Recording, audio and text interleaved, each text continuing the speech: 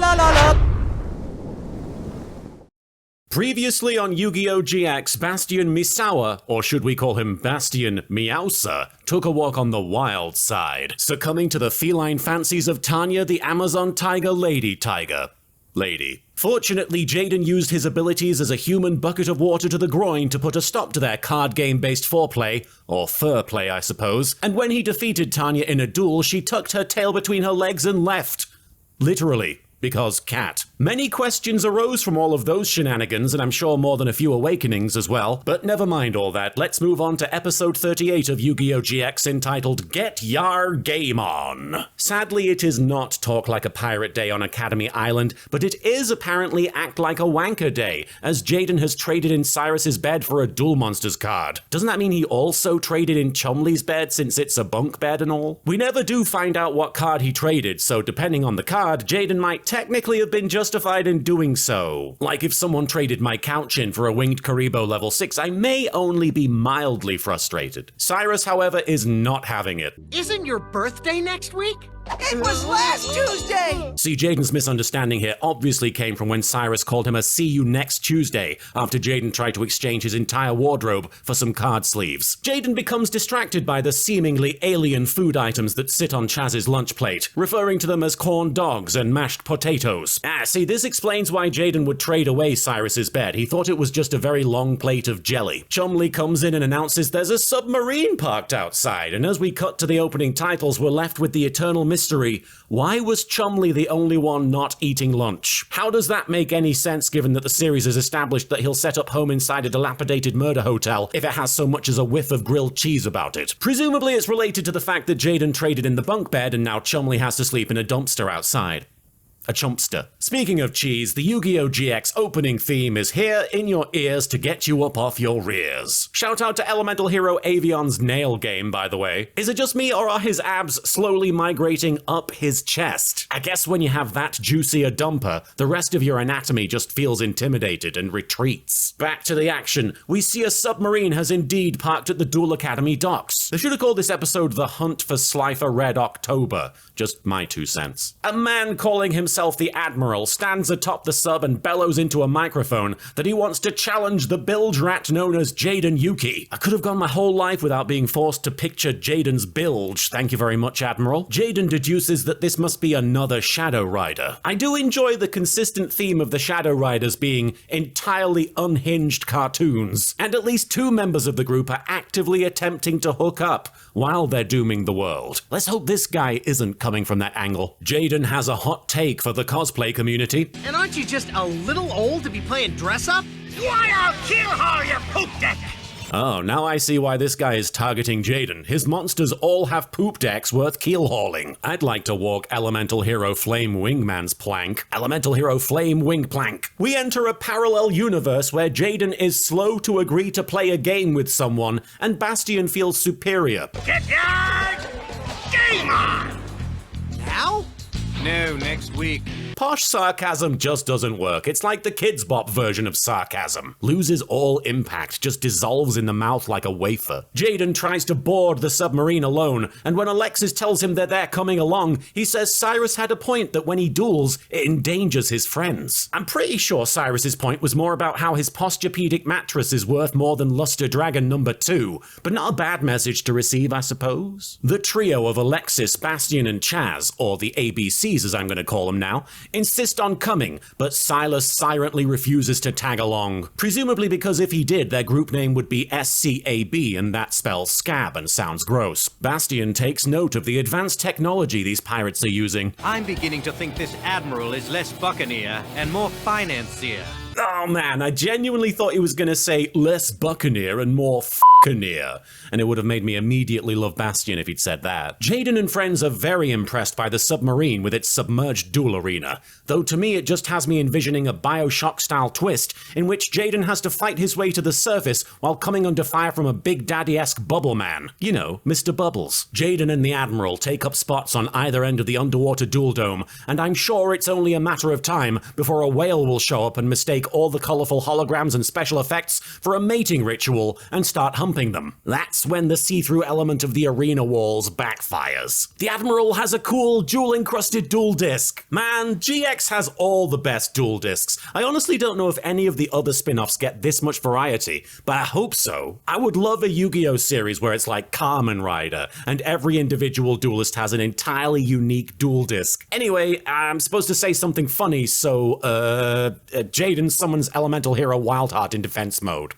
Don't get much funnier than that. Suddenly, the lights in the underwater arena go dark, and Jaden is quick to assume that this must be a shadow game. He demands to know what the Admiral's macabre punishment is to be should Jaden lose. Turn him into a doll? Put his soul inside a trading card? Cancel plans to dub Season 4 of his show? The Admiral is bewildered, and he begs Jaden's pardon in traditional pirate speak, which confuses the Scarlet Slacker in return. And as the very arena itself sweat drops in exasperation, it comes out that the Admiral isn't a Shadow Rider at all. He's just a f***ing loony pirate guy determined to do underwater card games against a teenager if it kills him. The submarine rises to the surface and Chaz finishes watching a 30-minute montage of shaky cam footage used in the Jason Bourne movies. I think I'm gonna be sick. Turns out it wasn't a shadow game, by the way. The lights just got switched off and needed fixing. Do you reckon the reverse has ever happened? Like, has Yugi been challenged to a shadow game and accidentally called an electrician? I bet the bill would be ginormous. Admiral activates the field spell Legendary Ocean, or as he puts it, A legendary ocean. okay, that was good. Jaden starts to feign drowning, but has to be reminded by Bastion that this is just a hologram. But so are the monsters, and none of you guys scoff at people reacting to the damage. Ah, this old nonsense again. Jaden dreams of electric meat.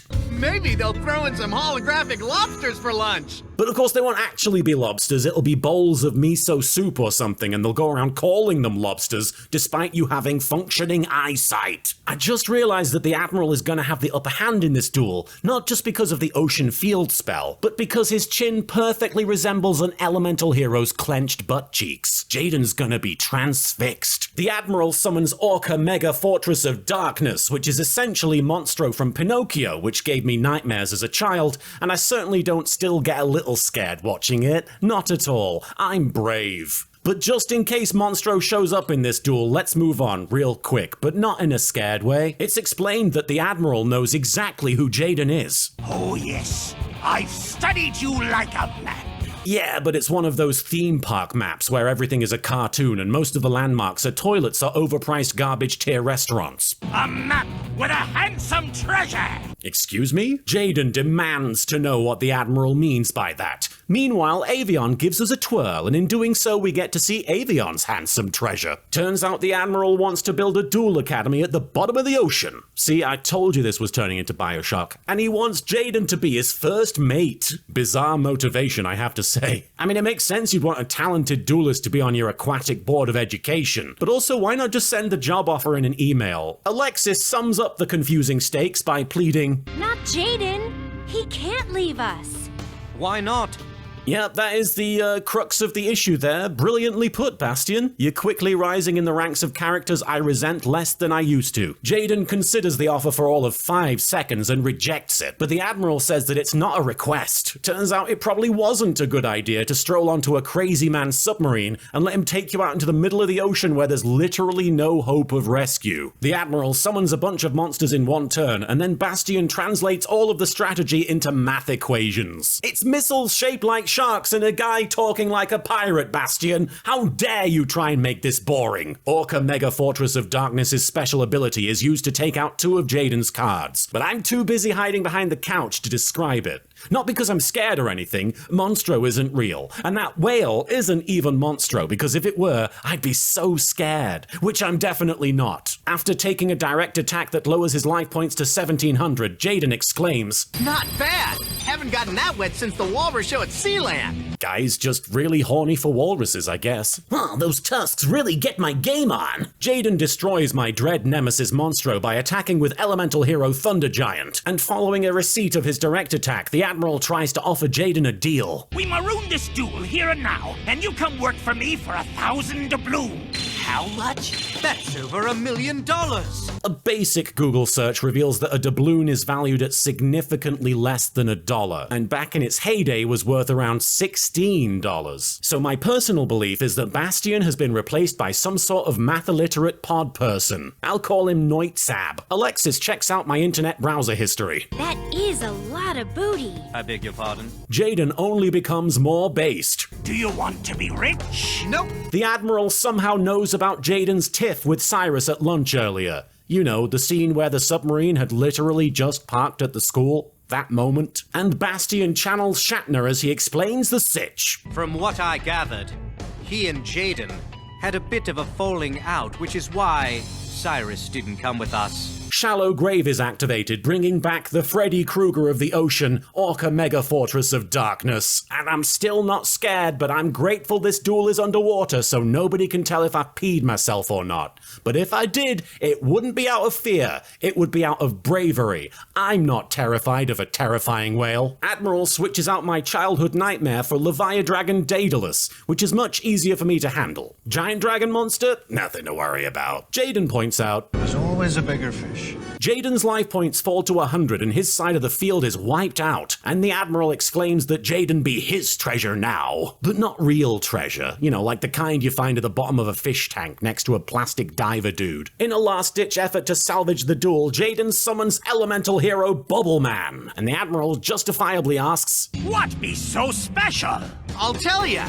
Bubble Man hates being alone. Bubble Man does check all of the classic extrovert boxes, doesn't he? Boundless enthusiasm, infectious smile, massive bubble-themed superhero costume, like he walked out of a Wikipedia article on the subject. Bubble Man lets Jaden draw 2 cards, one of which is Pot of Greed, which he activates, but we don't know what that does. And he ends up bringing back Speg Me! Speg Me! Speg Me! And in an even more impressive flourish, he brings out elemental hero Neo Bubble Man. I assume he knows Bubble Foo. Jaden equips Neo with Bubble Blaster and gives the command to fire. Turn that fish into a sushi special! Oh, so now we're expected to know what sushi is. Pick a lane, YGO GX the anime. Jaden uses some kind of ability that doesn't seem to make sense because I think the dub script messes up explaining it. From what I can tell, Jaden attacks with Neo and then the effect of Bubble Blaster kicks in, meaning Jaden takes no damage. Then Neo Bubble Man's effect happens wherein any monster it attacks is destroyed after damage calculation. But yeah, the dub makes it sound nonsensical because it implies Jaden would have to deal damage to trigger Neo's effect. Listen.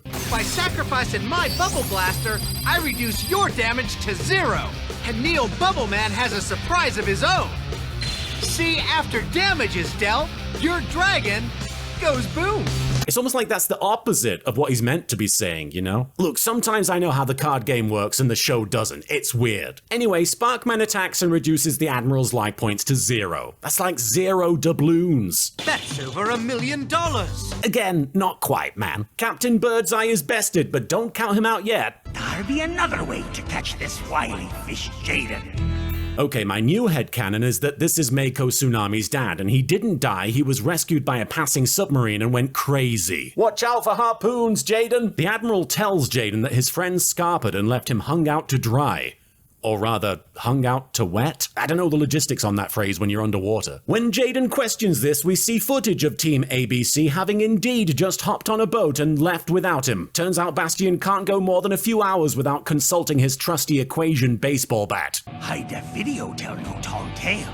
Unless, of course, you've switched on Automotion Plus. Turns out plan B for turning Jaden into his first mate was to just abduct him while his friends leave for no adequately explored reason. The submarine jets off into the deep, and a week later, back at Academy Island, apparently, Alexis finds Cyrus waiting by the dock for Jaden to come back. I'm as upset as you are, but the Admiral said that Jaden wanted to stay. I guess for the money. Yes, Cyrus, the Admiral told us. The most trustworthy character we've we've met thus far. I don't see why we'd question the specific motivation of greed, especially when it comes to Jaden, a man who thinks currency is what you bake into a scone. Suddenly, on the horizon, Cyrus spots Jaden driving a speedboat that is just pouring smoke from its engine and likely toxic fuel into the ocean to boot. Why is the boat so messed up? I want to say Jaden probably asked elemental hero Wildheart to drive first, as he's the only one of his monsters with a boating license. What popular shonen anime were you hoping to audition for by doing this reckless act, Jaden? In one piece, hopefully. Jaden and Cyrus reenact the ending to Fellowship of the Ring, except without Cyrus almost drowning. But, Sai, when did you learn how to swim? I did it! Scratch that, this episode is a shot-for-shot remake of Lord of the Rings now. And that's the end of the episode. Genuinely not sure why Cyrus was so upset with Jaden. Surely his massive pillowy hair doubles as a makeshift bed that you can use on the go. I love that GX is a show where an episode like this can absolutely happen in the middle of all the end-of-the-world Shadow Rider malarkey, and it still works just fine. Still very, very confused as to why this Admiral dude was convinced Jaden was the right man to help him run card game Rapture. Has word of Jaden's curricular prowess somehow become international news? Who do you think would run an underwater card game school best out of all the Yu-Gi-Oh characters? I mean, aside from LittleKuriboh, who is presumably working on that concept as we speak. I personally could see Jean-Claude Magnum handling it pretty well. And on the extremely likely off chance that an underwater educational facility doesn't pay off, he can always use it to shoot his next blockbuster, Deep Blue Ocean 4: Tidal Vengeance. Straight to DVD, of course. Once again, I want to say a huge thank you to everybody supporting us on the Patreon. Thank you for supporting us not just for the last month, but for the last several years. Thank you to all of you. I would not be able to do these videos without you. I wouldn't be able to watch YGO GX and enjoy it without you. I don't know if that much is true, but at the very least, I wouldn't be able to talk about it to the extent that I do, and for that, I'm grateful.